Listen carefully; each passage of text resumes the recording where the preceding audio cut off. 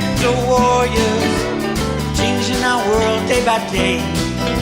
The way of the crypto warriors, can't rely on the bankers, no way. Hey guys, this is Bix Weir, roadrunner.com. I am posting this interview discussion with Jenny Moonstone.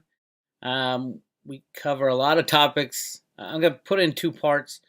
Don't know when I'm going to post the gold part, but the silver part is really interesting.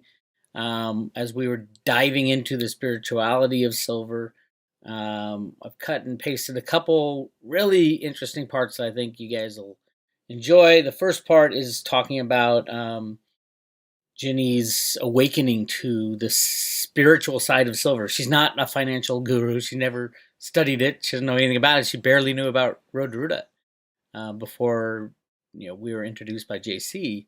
So yeah, it's amazing what she comes up with, given that she doesn't have the background that all the Road to Ruta people have.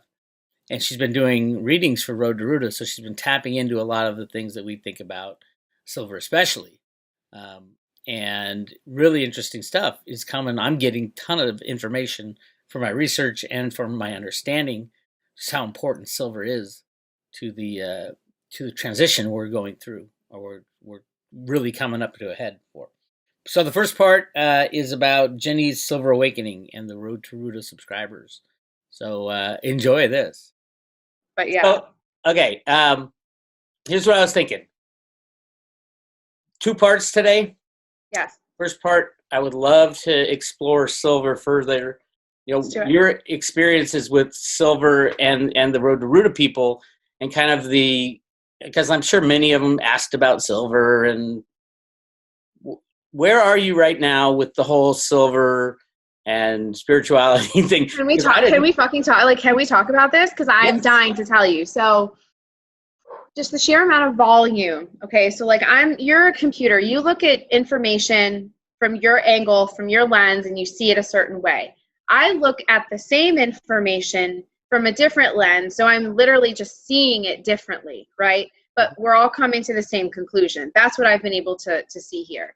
And so since I've taken on such a sheer amount of volume recently, I've been taking notes about just people, like who's who and what. These are mental notes. I jot down some notes, but I don't like keep any of that stuff. Like, it's not like people's files like hanging out in my house. But what I've noticed here is a kind of algorithm. And it's like everybody that has taken this very recent interest in silver, like within the past year, all of a sudden they're like, boom, silver, jump on it, right? I mean, they may have been interested in it before, but the call to like invest in silver, all of those people have one thing in common, and that's that their intention with the money is to build things and it's not about building their own. I mean, there's that too, but they all specifically have plans, like paper plans, to construct. Like, a lot of people want to create communities. They want to literally build communities to help people that are going to be hurt by the fallout of what's coming next, right? Mm-hmm. Like, for lack of a better term, like rehabilitation, but not necessarily just drugs and alcohol. It's like spiritual rehabilitation, which is going to be a huge thing over the next 5, 10, 15 years. The fallout, like, do you even know what's about to fucking happen? I'm so sorry about my language. I'm supposed to stop using the language. I've never heard that word before. My God, I'm shocked. I'm shocked you dropped an F-bomb. No, all F-bombs are actually encouraged on my show. Thank you. Okay. But I was. So it's not. They're not in it for like Lambos or anything. No. There's zero. And I don't know if it's because it's just a different generation. Also, like, they value different things. So that's the intro. That's how he kind of led this off, and then we get into some of the insights she had after speaking to Road to Ruta people about this wall of silver knights on silver horses. And we get into that discussion. It's really amazingly interesting to me. Again, because I've never thought about the spiritual side of silver, the spiritual side of how the metals are connected to humanity, and they are just like fire and wind and the earth. And it's really, I mean, I'm so excited about this discussion and where it goes. So hang on to your hat, because here we go into the Silver Knights. Silver army that was spiritual. The spirit. So they're knights. They're knights, and they're a wall, kind of like it's just the quintessential like battle, the watchers, the observers, Game and of they Thrones. form Game of Thrones. There you go, Game of Thrones. This is how my brain looks at things, right? And everybody was animated by the consciousness that is silver, because silver being such a naturally occurring thing, it has a consciousness. It has you could say it has an agenda. It has an alliance, and we have a common enemy, believe it or not, right? I know that sounds so weird, but it wouldn't be the first time. Well, it wouldn't be the first time. Look at history. Look at our folklore. Look at the stories that we read. How often in the fight between good and evil does the natural world come to the aid of the good humans? Like the Ents in Lord of the Rings, the trees, literally the trees are like, all right, let's get to work. And silver is coming forward the exact same way, extending its silver slippery hand to humanity. And it's like, use me. The amazing thing, and I'll tell you the story in just a second, but the amazing thing to me is I've known for 20 years that silver can take out the banking cabal, which is the money system is where these bad guys get their power, at least on the planet, and probably off planet they use it against us. So, yes. and silver has always been that thing that can take down the banks, because they try to suppress the price, and it ripples over. I mean, it could ripple over the banking system, the political system, but it's the Achilles heel of their construct of fiat money, the debt and slavery system that they control. Right. So when you were talking to JC and you were talking about these silver knights, and there's like a wall of silver knights, I've been doing this spiritual work on my own, where I used to take a lot of sleeping pills because I could never sleep through the night. And then I was told, Michelle White Duff said, hey, go without it. If you want to, have some contact with your son, go without the sleeping pills, set your intention for the night, light a candle, put some water by your bed, because spiritual, like water and all that. Yes. And I did it, and I just had an amazing encounter with my son. It was just beautiful. Excellent. Yes. But the night that you and JC were talking about this silver, the silver knights, that, silver was like coursing through their veins, and they were all on horseback. Yeah. And it just resonated with me. So I went to bed thinking, okay, and I keep a journal by my bed now, because I'll forget it really fast. Yeah. And I literally, it wasn't even a dream. It was after I had woken up and I was in, I guess, theta state or something like that. And I was encountering the head guy of this line of knights. And I'm like so excited. I walk up to him, and he literally, he bends down off his horse. He grabs my arm like a Roman handshake type of thing. And it was like, we've known each other forever. And he's like, I'm here. We're here now. We know you've been toiling on the planet. Yeah. You're doing your best to wake people up to what's going on with silver. But we're all here now. We've been fighting this war for eons together. Right. Although you chose to come down to the planet to fight it, on the ground. Right. And he's like, don't worry, we got your back. We're all here now. We're all fighting this same fight. And I have goosebumps now. I had goosebumps then. But it felt so familiar. I freaking knew this guy. We were buds. We would hang out on quests that we went on in the past, in many past lives. I'm like, this is just bizarre, but it felt so real and true. I'm flipping out. I'm like, because here's the thing. I didn't see any of this before your people came to me. Your people brought this to me, and it was something that is very specific to And I mean, for all I know, I imagine that others, they're, you know, that cavalry is out, you know, internationally and, you know, more so in the country and, you know, all over the place. But that was only brought to my attention because I was looking at an algorithm based on your people. So it's not surprising to me at all that they would know exactly who you are, because it's you know what I mean? Like, I didn't peek at that stuff for myself. What the do I know about silver? What do I care, right? Now I care because I'm like, oh my God, what's going on? But it was so exciting.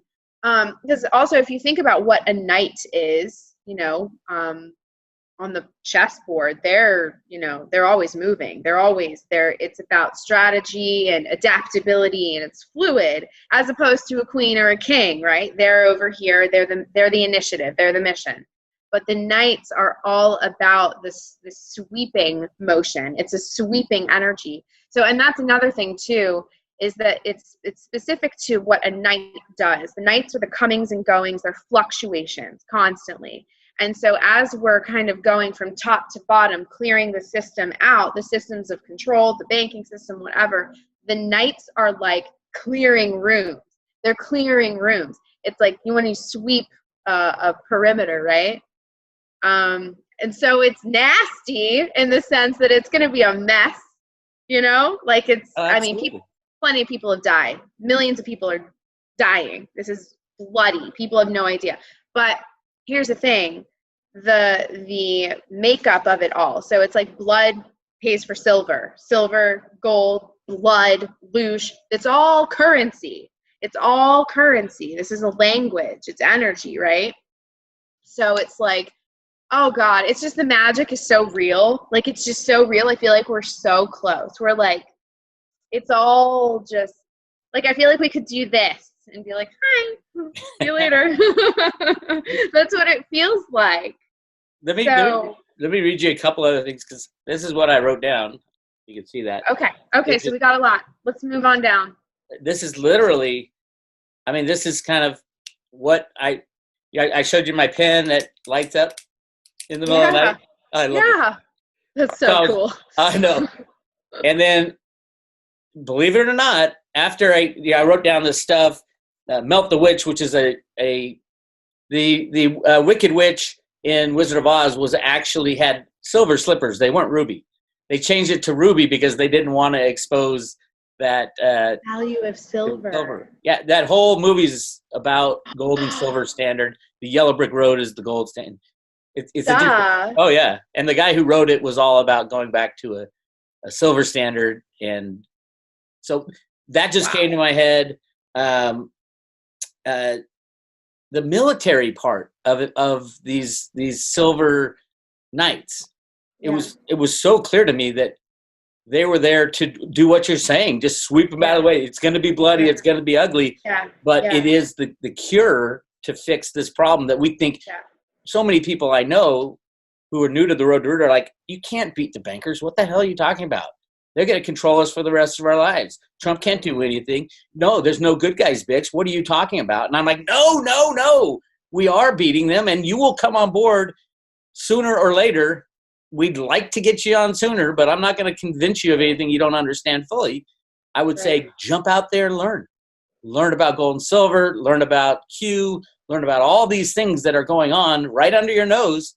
And if you keep watching CNN and MSNBC and the mainstream media, you're not going to wake up fast enough to help us on this quest. You might be dragged along and end up in a great place. You might not survive the transition. I think a lot of people are not going to survive the transition. But that's the key is, I mean, I think I'm here to spit out this information to everybody. The more people know and understand the manipulation of silver, what's going on with Trump behind the scenes, not what you see in front of the scenes, all that stuff, the more people know, the more they'll be willing to say, oh my God. They say it takes only 5% of the population to wake up to create that tidal wave over the entire population. And I think that's what's happening right now. But you're not going to believe, I then went on to think about, this is the same night, right after all that, I'm like, the moon. I just kept saying the moon. and I had this vision of the moon starting to turn, the backside of the moon starting to turn towards Earth. Oh shit. That's not allowed. I mean, Right. the sun is going No. 600,000 miles per hour. The Earth is rotating, actually spiraling behind the sun. And then we only see one side of the moon at all times. Nobody ever gets to see the backside of the moon, which is spinning as well. So I'm like, I do believe that there's all kinds of ET bases, U.S. military, all this stuff on the backside. But I had this vision, and it was connected with silver. It was part of the transition and the awakening that it's either a comet or an asteroid or something goes by the moon such that it affects the rotation, and all of a sudden it starts rotating so that we start to see the backside of the moon. Yep. That was my dream. And then Freaking amazing. I know. And then it went into that was about it. And then I'm like, how could that happen? Do they turn the moon? And it was a disruption because of like a meteor or an asteroid went by, screwing up the rotation field of the moon. So, I mean, I don't know if you've heard, okay, so the whole moon thing is interesting because alchemically, in a very like provable way, like it's the moon and silver are connected. But it's interesting because the moon has been coming up. It always comes up when people want to read about silver. I've done more readings for silver in the past 2 weeks than I've done about literally anything else. And so the moon always comes up, but let me see if I can find the actual card. I'm going to keep talking, but there's this really interesting dynamic that I'm noticing, and the word eclipsing, and not necessarily in the sense of like what the moon does when it is eclipsed, but the idea of what an eclipse does, and then what would happen if something were to be uneclipsed. It's more like a revealing. So the cracking open of something, a reversal, right? So I think in metaphor, I think in symbolism a great deal. And because the moon has domain over the secrets, it's all about the cover of night, which is the secrets, the underbelly, the things we don't know, the things that are hidden, whether on purpose, for our own safety or for our own, whatever, or for a deliberate agenda. But it's a huge thing. Here's the moon, and I just want to show you. It looks like the glinting of an eye. But this is the moon door in I think it's the Vale, the Eyrie. I don't know if you've seen Game of Thrones, but yeah, you know how everyone gets thrown through the moon door? Yeah. That's so okay. But when it's an opening, okay? This is about the revealing of something. So honestly, I think a lot of it has to do with the exposure of like information, exposure of secrets. It's gonna hit, I know it's gonna hit a lot of people really, really hard. But we've talked about this. I don't know anybody else that's talked about it. I've dreamt of this for many, many years. I'm calling it the cosmic shakedown because I don't know what this is, but something comes towards us and it activates some kind of a weapon, like a defensive system, and instantly there's this, something happens and it's done to save all of us, right? But imagine what that kind of an event would have. Like, imagine the implications of that for people to witness that. Everything that we understood up till that point about almost everything would be instantaneously proven to be untrue. So that would then trigger a fucking mess. Mm-hmm. But there's enough of us that know what's been on the other side of it long enough to where we can help facilitate, everybody that's, willing to be okay. Because a lot of people are going to just, oh yeah, yeah, I'm done. I don't want to do this anymore. This isn't fun anymore. Can we leave? Yep. So that'll be interesting. But that's interesting that you felt something coming into the atmosphere and then the planet itself acting on its own behalf, kind of separate from human interaction. At this point, it's like some things are just too big for us to control. There's nothing we could do about it anyways. Yeah. But that's interesting. So amazing stuff. so much to unpack there. Yeah, I'm literally just scratching. I've so much more to learn on silver, the spiritual side, the connection between humanity, the connection between what silver can do to take down the banking cabal and the pedos and all of it.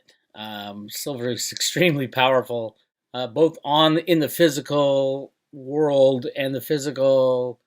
I would say in the economic, banking, financial world, in the global unbacked fiat monetary system. Silver is the destroyer of banks. So we'll see if they destroy the banks or not. But finally, I want to finish off with we kind of summed up silver, and we're moving into gold. Gold in the Grand Canyon. We talk a little about I still have work to do, and the connection between all metals and humanity. Really good discussion. So check this out. Last night, I had dreams too. Okay. I've been having crazy dreams, but like mostly I think like I'm just kind of feeling the pressure right now, like performance anxiety a little bit, because I'm like I've never had to be so mechanical with my readings before. It's just kind of an unnatural place to be, but like I'm so for it, right? I've just been eating a lot of red meat. I'm like, okay, I swear, I don't know why. My hires told me, they were like, just eat steak, don't eat anything else. So I'm like, all right. So I swear. So I've just managed to do it. So like I cooked a whole bunch and now I'm just eating leftovers. So, but I did last night, I was like tossing and turning and tossing and turning. You know, it's like that sometimes when I don't know exactly what it is about that in between. They keep pulling you awake. I don't know if it's the avatar that wants to be present. I don't know exactly what it is, but sometimes when we have really busy nights in the astral, it's like you're right in between. But I kept wanting to like grab my pen and like write things down. I was like, and it was all for you. It was all stuff that I wanted to share with you. I guess there's a lot of work for you to do. Like there's a lot that that you have left to do. And it has everything to do with coming into like a public alliance with the consciousness or representatives of the consciousness of these precious metals. And I know that sounds freaking ridiculous, because how? We would then have to start finding a way to legitimize interactions in the astral realm. But what I think is naturally about to occur as a result of the cycle that we're all subject to, the cosmic shakedown, we're going to find out that on the other side of this, there's been a whole ass mood. There's a whole bunch of stuff going on, you know, and so all of these things, it's going to be like, oh yeah, totally. You know what I mean? And it's uncomfortable because most people are like, what? This conversation would sound like Chinese to like most people. That's true. They'd be like, but on the road to Ruta, you know, it's funny because I'll still get some people, oh, don't think, why are you thinking about, you know, psychic stuff and all that, Bix? You lose credibility.